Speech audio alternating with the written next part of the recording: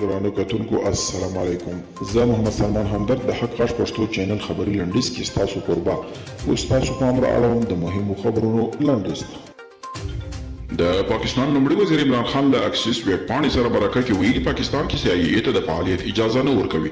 عمران خان وایي چې په پاکستان کې به ترهګرو سره د مبارزې عملیاتو لپاره کله هم خپله خاوره کې امریکایي اډو ته اجازه ورنه کړي. پاکستان غواړي چې په اسلام آباد کې یو سړک د احمد شاه مسعود په نوم ونوموي.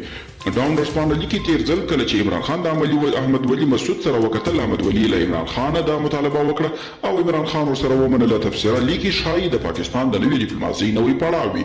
د خوست چارواکي وایي چې د شیخ زاید پوهنتون په کادري روغتون کې د اکسیجن د تولید دستګاه فعاله کړه.